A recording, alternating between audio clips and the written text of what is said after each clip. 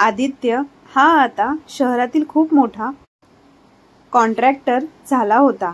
त्याच्या घरची परिस्थिती खूप हालाखीची होती। तरी पण खूप कष्ट करून जयवंतरावांनी आपल्या चारही मुलांना चांगले शिकवले होते। मोठा मुलगा आदित्य कॉन्ट्रॅक्टर, तर दुसरा मुलगा सोहम तो पण एका मोठ्या कंपनीत चांगल्या पोस्टवर होता आणि गावाकडील त्यांची दोन्ही मुलं अजून शिकत होते। त्याला आता गावातले लोक खूप कमी शिकलेले आणि गरीब वाटू लागले होते।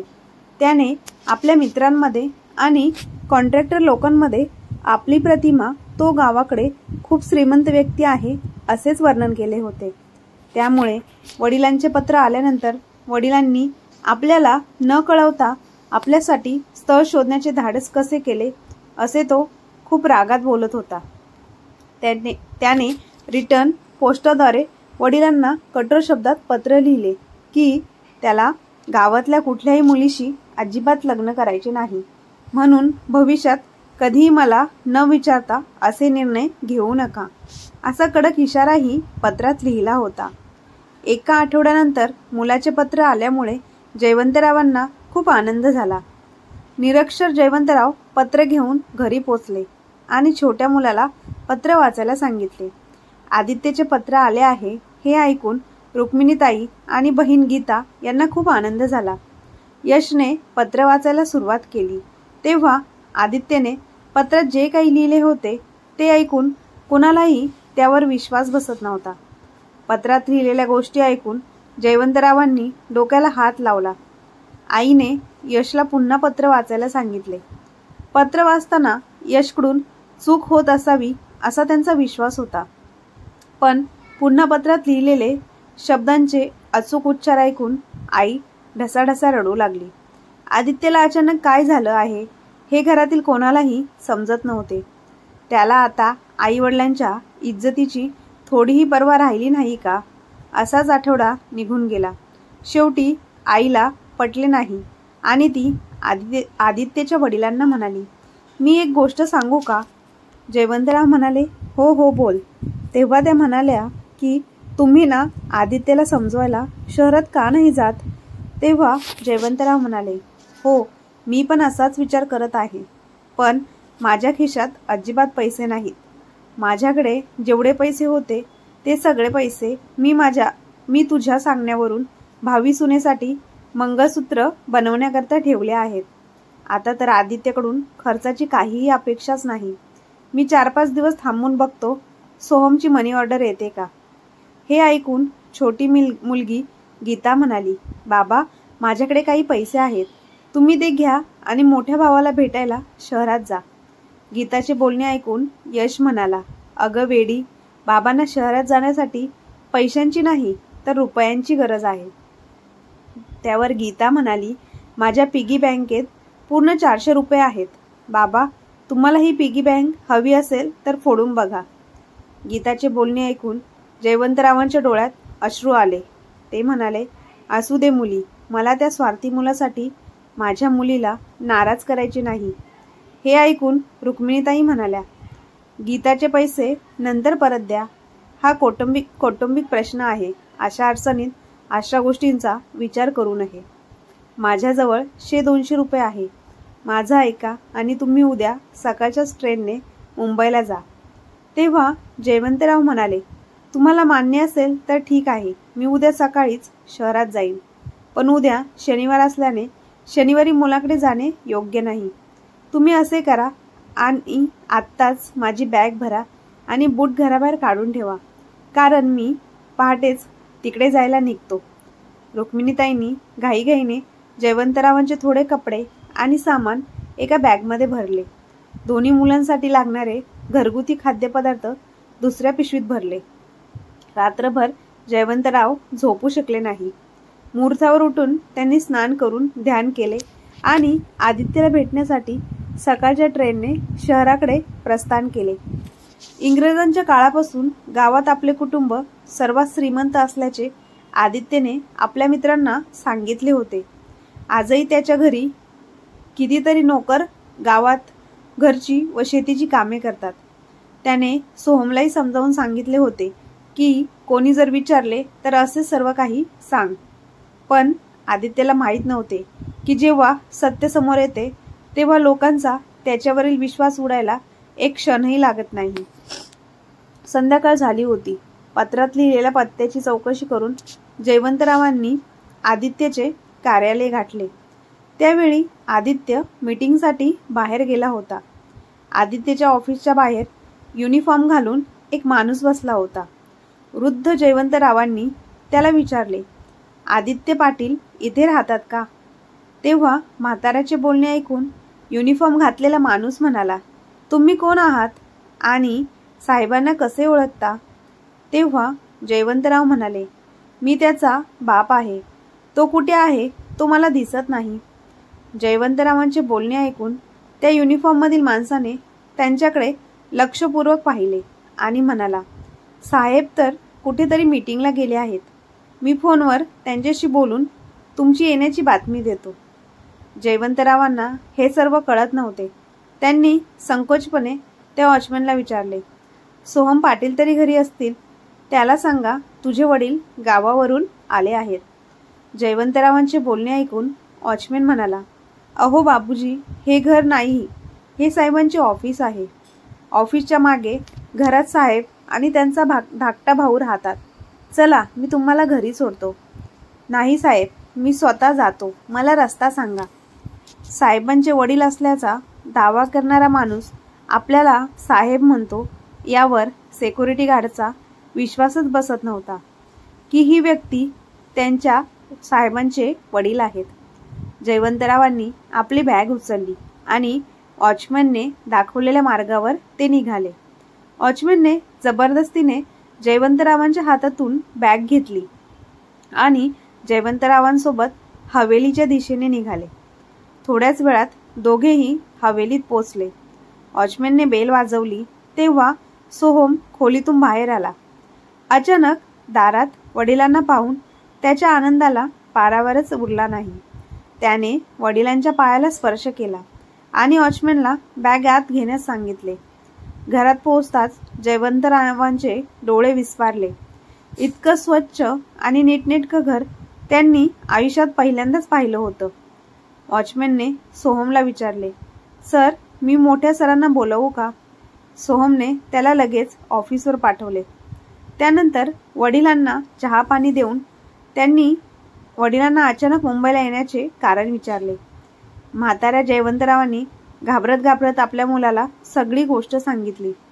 सोमने मोठ्या भावाच्या प्रकरणात ढवळाढवळ करणे योग्य मानले नाही.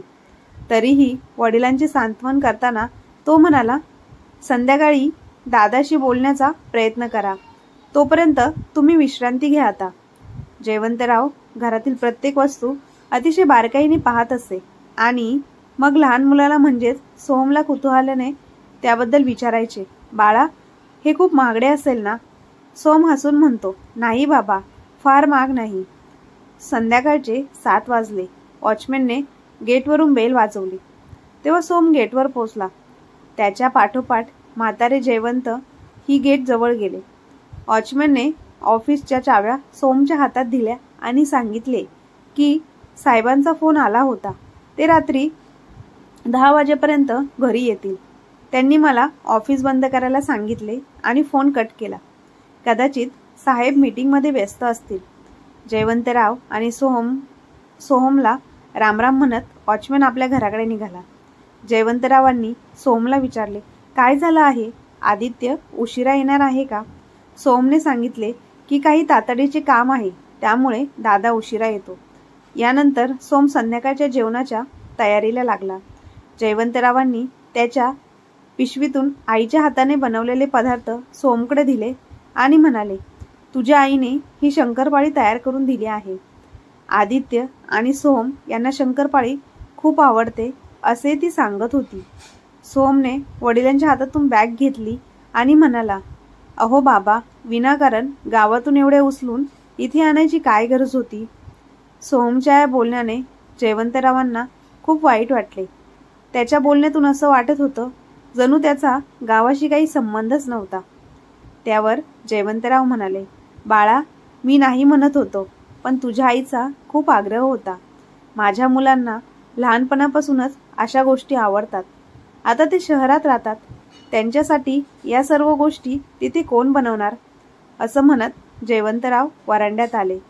जयवंतरावांनी खूप दिवसापासून विडी ओढली नव्हती, म्हणून त्यांनी खिशातून विड्यांचा बंडल काढला. माचीसने विडी पेटवून स्टूलवर बसून ते विडी पिऊ लागले. विडीचा वास सोहमच्या नाकापर्यंत पोचला. तो धावत वरांड्यात आला आणि तो जयवंतरावांना म्हणाला, बाबा, तुमची विडी पिण्याची सवय अजून सुटलेली नाही. चला आता जाऊ, कोणी बघितलं तर म्हणेल की कोणता म्हातारा मजूर घरात ठेवला आहे. सोहमचे बोलणे ऐकून जयवंतराव म्हणाले, सोहम बाळा, मी आयुष्यभर काबाड कष्ट करून आणि खूप मेहनतीने तुमचे पालनपोषण केले आहे. आज तुम्ही लोक 2 पैसे कमवू लागलेत म्हणून तुम्हाला तुमच्या म्हाताऱ्या बापाच्या या सवयी घाणेरड्या वाटू लागल्या आहेत. असे म्हणत जयवंतराव पुन्हा एकदा खोलीत आले. सोहमने वडिलांच्या हातात मागड्या सिगारेटचा डब्बा दिला आणि म्हणाला, बाबा, तुम्हाला विनाकारण राग येतो. ही सिगारेट घ्या आणि ती ओढा. आजकाल ही विडी फक्त मजूरच पितात. धूम्रपान करायचं असेल तर फुरसतीने करा. इथे बसा आणि प्या, थोड्या वेळात दादा येईल. त्याने हे सगळं पाहिलं तर आज तुमच्याबरोबर माझं पण काही खरं नाही. जयवंतराव चिडलेल्या स्वरात म्हणाले, बरं, तुम्ही मला आदित्य कॉन्ट्रॅक्टरची भीती दाखवत आहे. हे बघ सोहम बाळा, मी बाप आहे तुझा. मी सुशिक्षित नाही ही वेगळी गोष्ट आहे, पण तुझी क्षुद्रता मला समजते. गावातील कोणता माणूस सिगारेट ओढतो रे? अरे, हा म्हातारा मृत्यूनंतरच हे व्यसन सोडू शकणार आहे, हे तुम्हाला माहीत आहे. तरीही तिचे बंधन यापेक्षा आमचं गाव चांगलं. सोहमला आता त्याच्या बोलण्याची लाज वाटली. तो म्हणाला, बाबा, माझ्याकडून चूक झाली. चला या गोष्टी सोडा. गावात आई, गीता आणि यश कसा आहे ते मला सांगा. जयवंतराव सोहमच्या बोलण्याकडे दुर्लक्ष करत बाथरूममध्ये गेले. सोहम संध्याकाळच्या जेवणाच्या तयारीला लागला. काही वेळाने जयवंतराव बाथरूममधून बाहेर आले आणि ते किचनमध्ये गेले. तेव्हा त्यांनी सोहमला विचारले, या घरात मंदिर कुठे आहे रे? मला संध्याकाळची पूजा करायची आहे. त्यावर सोहम म्हणाला, तिथेच आहे बाबा, समोरचा पडदा काढा, समोरच मंदिर दिसेल. जयवंतरावांनी पडदा काढला तर घराबाहेर रस्त्याच्या पलीकडे एक मोठे मंदिर दिसत होते. जयवंतरावांनी पुन्हा विचारलं, तुम्ही घरात पूजा करत नाही का? सोहम म्हणाला, नाही बाबा, आम्ही इकडूनच हात जोडतो, आम्हाला तेवढा वेळही नाही. जयवंतराव लगेच म्हणाले, म्हणूनच तुम्हा दोघांची बुद्धी भ्रष्ट झाली आहे. ज्या घरात देवाची पूजा होत नाही ते घर नरकासारखे असते. मला तांब्यात पाणी आण, मी इथेच बसून पूजा करतो. बाबा, तांब्या तर नाही आहे. इथे तर जग किंवा काचेच्या ग्लासातून पाणी पितात. हा ग्लास घ्या, असे सोहम म्हणाला. जयवंतराव तिथे बसले आणि संध्याकाळची प्रार्थना करू लागले. जयवंतरावांची संध्याकाळची पूजा संपतच होती तर त्यांची नजर सोहमने पायात घातलेल्या चामड्याच्या चप्पलवर पडली. ते पाहून जयवंतराव खूप चिडले आणि म्हणाले, अरे देवा, या लोकांनी माझा धर्मही भ्रष्ट केला आहे. स्वयंपाकघरात चामड्याची चप्पल तो घालून स्वयंपाक करत आहे. त्यावर ते म्हणाले, हे बघ बाळा, मी हे अन्न खाणार नाही. मी नकळत चहा पिलो. अरे देवा, मला माफ कर, असे ते म्हणाले. हे ऐकून सोहम खूप अस्वस्थ झाला. वडिलांना छान जेवण बनवण्याचा विचार त्याच्या मनात आला होता, पण त्याचा विचार मनातच राहिला. त्याने पटकन चप्पल काढली आणि स्वयंपाकघर झाडून झाल्यावर वडिलांना म्हणाला, बाबा, मी स्वयंपाकघर साफ केले आहे. मी पुन्हा पीठ मळून घेतले आहे आणि तुमच्यासाठी वेगळे केले आहे. भाकरी आणि भाजीची व्यवस्था केली आहे. तुम्हाला हवं तर तुम्ही येऊन बघू शकता. त्यावर जयवंतराव सोहमला म्हणाले, ठीक आहे, मी पाहिलं आहे. सोहम, तुम्ही लोक तुमचा नियम आणि धर्म विसरला आहात का रे? तुम्ही कधी तुमच्या आईला चप्पल घालून चुलीवर स्वयंपाक करताना पाहिले आहे का? जो माणूस स्वतःची प्रतिष्ठा विसरतो तो अधर्मी होतो. धर्मांच्या मूल्यामध्ये राहणे हीच आपल्या माणसाची ओळख आहे. वृद्ध वडिलांचा सल्ला ऐकून सोहम परत स्वयंपाकघरात गेला. तेव्हा त्याने पुन्हा वडिलांसाठी जेवण तयार करायला घेतले. रात्रीचे 10 वाजले होते, पण आदित्य अजूनही घरी पोचला नव्हता. तेव्हा जयवंतराव किचनमध्ये गेले आणि सोहमला विचारलं, हा आदित्य अजून आला नाही का? हा रोज एवढ्या उशिरा येतो का? सोहमने सांगितले की दादा कधी कधी रात्री 2 वाजेपर्यंत घरी येतो. कधी कधी खूप जास्त झालं की तो ऑफिसमध्येच राहतो. ठीक आहे. आदित्यने दारू प्यायला सुरुवात केली आहे का रे? सोहमला आता कंटाळा आला होता. त्यामुळे वडिलांच्या बोलण्याला उत्तर देण्याऐवजी त्याने त्यांना विचारले, तुम्हाला सकाळपासून भूक लागली असेल म्हणून प्लीज तुम्ही जेवण करून घ्या. जेवण वाढण्यापूर्वी त्याने त्याच्या वडिलांना विचारले की मी तुमच्यासाठी टेबलावर जेवण देऊ की तुम्ही खाली बसून जेवण करणार?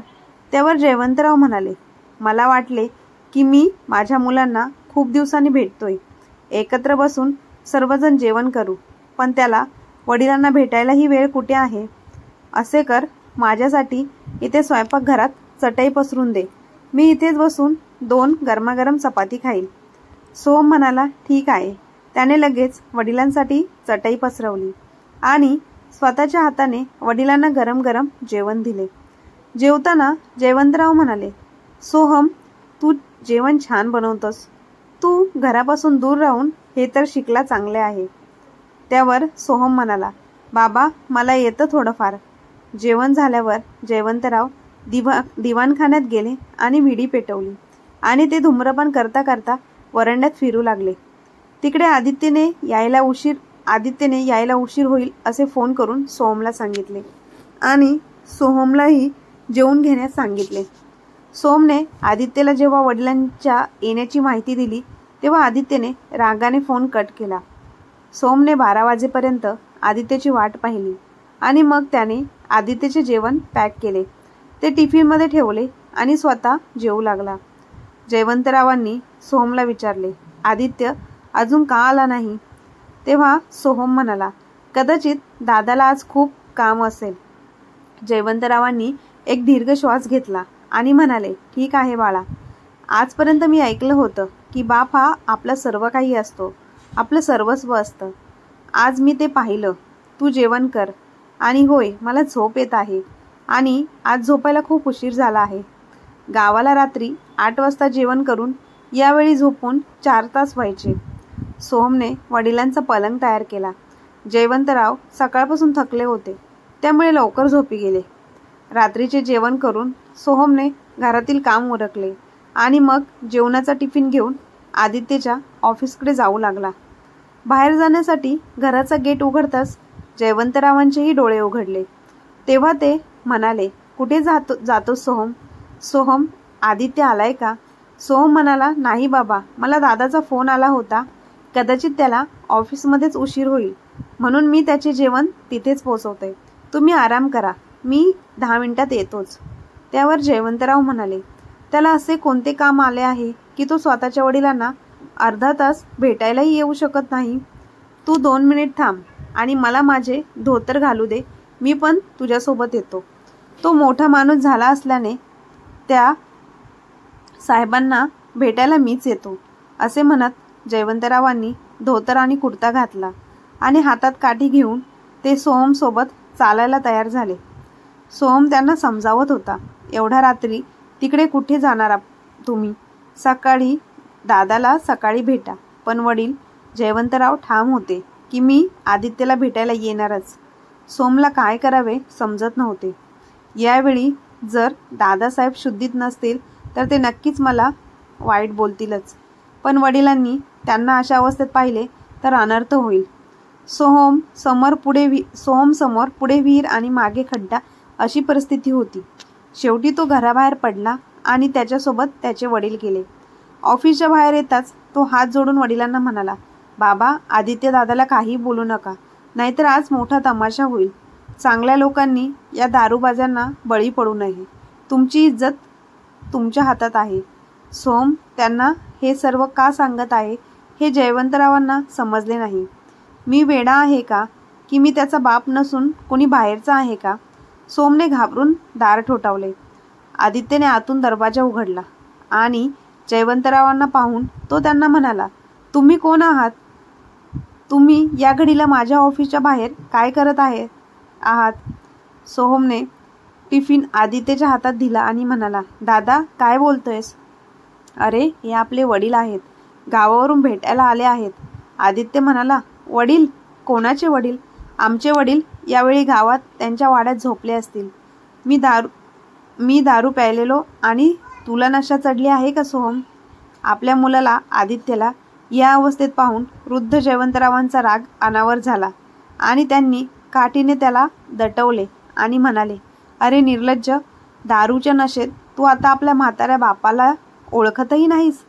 जयवंतरावांचा आवाज ऐकून आणखी 2 तरुणे आदित्यच्या ऑफिसच्या बाहेर धावत येऊन दारात पोचले. त्यांनी आदित्यच्या हातातून टिफिन घेतला आणि आदित्यला त्या जयवंतरावांची ओळख विचारली. कोण आहे हा म्हातारा? रात्री इथे ठेकेदाराला का त्रास देतोय? हे ऐकून जयवंतराव क्रोधाने संतापले. ते म्हणाले, तुमच्या आईवडिलांनी तुम्हाला कसं बोलायला शिकवलंय? तुम्ही तुमच्या वडिलांच्या वयाच्या माणसासोबत एवढ्या फालतू भाषेत बोलत आहे. पण मी तुम्हाला कसं सांगू? आपलं स्वतःचंच नाणं खोटं निघाल्यावर आपण इतरांना काय सांगायचं? आदित्यने त्याच्या मित्रांना सांगितले होते की त्याच्या घरची परिस्थिती आलिशान आहे. जयवंतरावांचे बोलणे ऐकून दोन्ही तरुणांना समजले की कदाचित ही व्यक्ती आदित्यकडे काम करणारा मजूर असावी. त्याच्यातील एक जण आदित्यला म्हणाला, साहेब, त्यांचा जो काही हिशोब आहे तो प्लीज त्यांच्याकडे द्या आणि त्यांना जाऊ द्या. हे ऐकून आदित्य म्हणाला, अरे माझा यांच्याशी काही संबंध नाही. आईने त्यांना इथे का पाठवले ते मला माहीत नाही. पूर्वी तो मला गावात त्रास द्यायचा, आता इथेही तो मला शांतपणे जगू देत नाही. हे ऐकून जयवंतराव खूप भडकले आणि म्हणाले, नालायक पोरा, होशमध्ये राहा.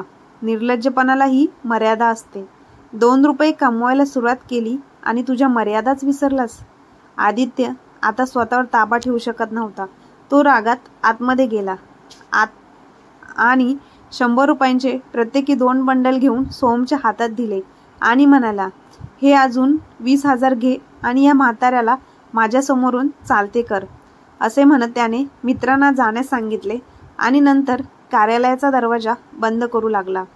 जयवंतरावांनी त्याची कॉलर धरून म्हणाले, धन्यवाद. तुझ्या या कागदी तलवारींवर तू खूप मोठा माणूस झाला. हे खूप बरं झालं. पण एक गोष्ट उघड्या कानांनी ऐक. आजच्या नंतर ना मी तुझा बाप आहे ना तू माझा मुलगा आहेस. सोमच्या हातातील पैशांचा बंडल हिसकावून घेत त्यांनी आदित्यच्या चेहऱ्यावर फेकला. त्यानंतर जयवंतराव सरळ खोलीच्या दिशेने निघाले. सोमही त्याच्या वडिलांच्या मागे गेला. तो घरी पोचतात जयवंतराव सोमला म्हणाले, सोम बाळा, मला माझी बॅग दे. आता मी इथे एक क्षणभरही राहू शकत नाही. सोमनेही वडिलांना हात जोडले आणि म्हणाला, बाबा, मी तुम्हाला आधीच सांगितले होते की तिथे जाण्यास मनाई आहे. उच्च समाजातील लोकांसह दादांची संगत आहे. त्यांच्यासोबत रोज उठणे बसणे आहे. अनेकदा जेव्हा तो जास्त पितो तेव्हा तो ऑफिसमध्येच झोपतो. त्याने तुम्हाला जे काही सांगितले ते खूप चुकीचे होते. पण दारू आणि पैसा या गोष्टीचा फक्त आदर आणि प्रतिष्ठेच्या ऐवजी स्टेटस बघतात. मी तुम्हाला काहीच बोललो नाही, त्यामुळे मध्यरात्री इथून परत जाऊ नका. सकाळ होताच मी तुम्हाला गावच्या बसमध्ये बसून देईन. आधीच रात्र झाली होती. जयवंतरावांना स्वतःवरच खूप राग आला होता. गावात लग्न करण्याची त्याची इच्छा नव्हती. जर मी इथे आलो नसतो तर निदान बाप मुलाचे नाते तरी कायम राहिले असते. प्रकरण चिघळले. आता घरी गेल्यावर बायकोला काय उत्तर देणार? माझ्या घरातून इथे येताना रुक्मिणी किती खुश होती, असा विचार करून जयवंतराव सोहमसमोर ढसाढसा रडू लागले. सोहमलाही या घटनेने खूप दुःख झाले. तो विचार करत होता की वडील पहिल्यांदाच इथे आले होते. ते इथे आले आणि त्यांना मिळालेली वागणूक अत्यंत वाईट होती. पण मी त्यांना थांबवण्याचा खूप प्रयत्न केला. पण या घरात माझ्यावर कोण विश्वास ठेवणार आहे? मग त्याने वडिलांना समजावले की दारू पिऊन माणूस विवेक गमावतो, हे तुम्हाला माहीत आहे. पहा, सकाळी दादा स्वतः तुमची माफी मागायला येईल. आजपासून त्याचे आणि माझे नाते पूर्णपणे संपले आहे. जयवंतराव म्हणाले, तू म्हणत आहे तर मी रात्री इथेच थांबतो, पण सकाळी तू मला 6 वाजताच्या बसमध्ये बसून दे. सोहमने विचार केला, चला बरं झालं वडिलांनी होकार दिला आहे. सकाळपर्यंत कोणास ठाऊक दादाचा राग थोडा कमी होईल.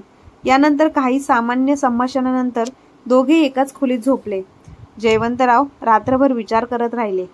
त्यांच्या गावातल्या वर्षानुवर्ष सागाच्या लाकडी खाटेवर त्यांना जी झोप यायची ती महागड्या पलंगावर येत नाही. पहाटे 5 वाजता कोणीतरी गेट ठोठावले आणि सोम जागा झाला.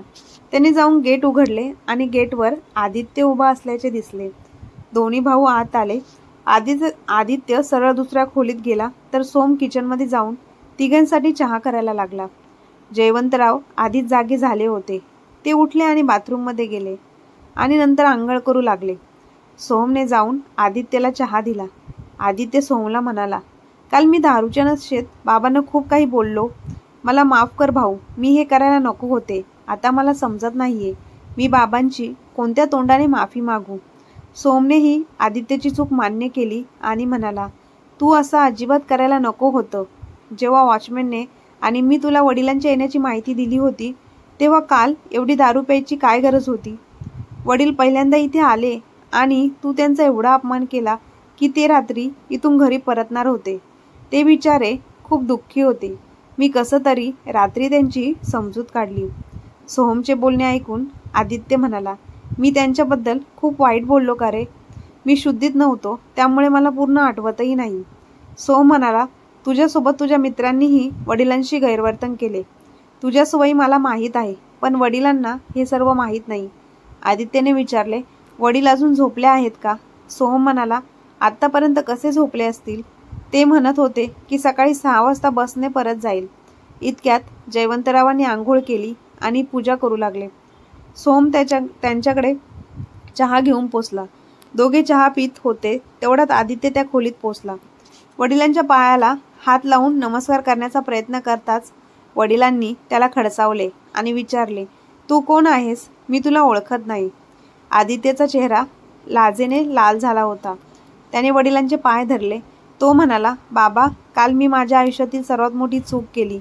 नशेत असताना मी तुम्हाला बोललेल्या वाईट गोष्टींची माफी मागायला आलो आहे. त्यावर जयवंतराव म्हणाले, कॉन्ट्रॅक्टर आदित्य, काल तुझे वडील जयवंतराव तुझ्यासाठी मेले हे तुला समजले नाही का? आता तुझा आणि माझा काही संबंध नाही. जयवंतराव नक्कीच गरीब आहे पण तरीही तुझ्यासारख्या दारुड्यापेक्षा त्याला जास्त आदर आहे. दूर हो माझ्यापासून. मी माझ्या हृदयावर दगड ठेवला आहे आणि काल रात्रीपासून हे मान्य केले आहे की मला आता फक्त 2च मुले आहेत. असा नालायक मुलगा असण्यापेक्षा नसलेला बरा. वडिलांच्या बोलण्यात तथ्य होते. आदित्य आता शुद्धीवर आला होता. त्याच्या वडिलांनी त्याला सांगितलेले शब्द कठोर होते.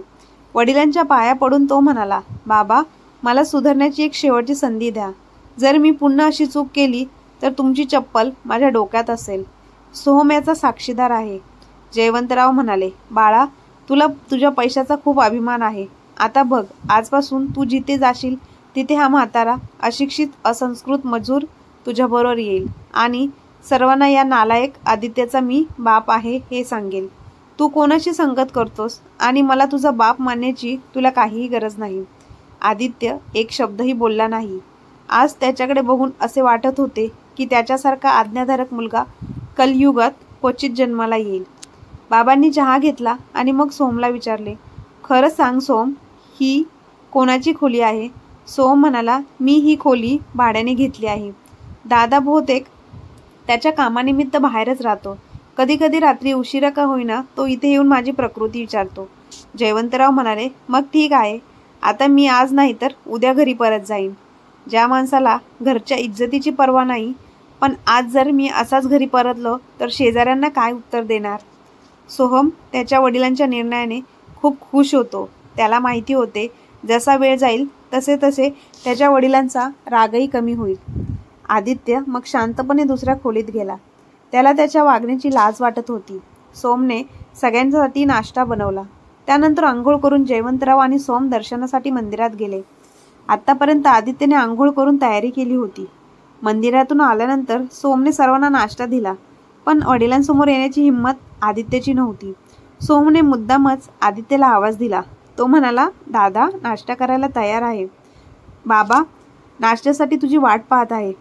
आदित्य येऊन समोरच्या सोफ्यावर डोकं खाली करून बसला आणि नाश्ता करायला लागला. जयवंतरावांनी आदित्यला काही सांगितलं नाही पण तिघांनी एकत्र बसून नाश्ता केला.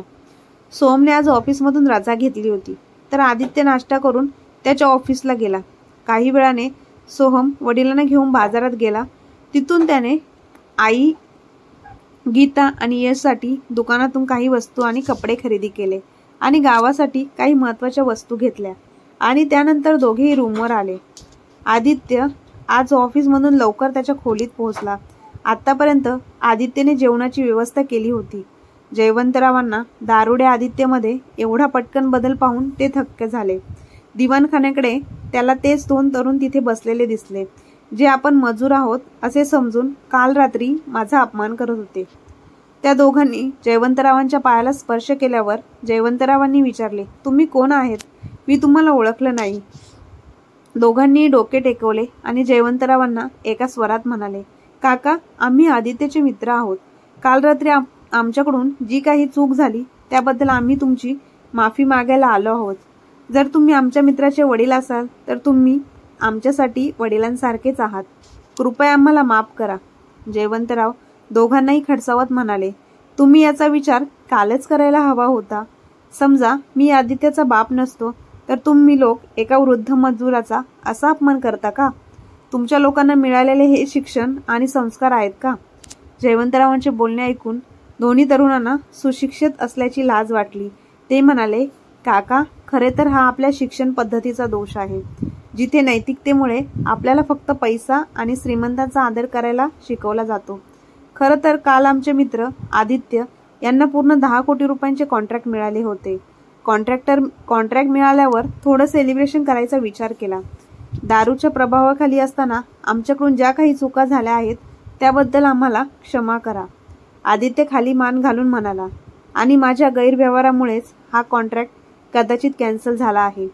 त्यांचे मित्र म्हणाले, भविष्यात आमच्यासाठी धडा असेल हा.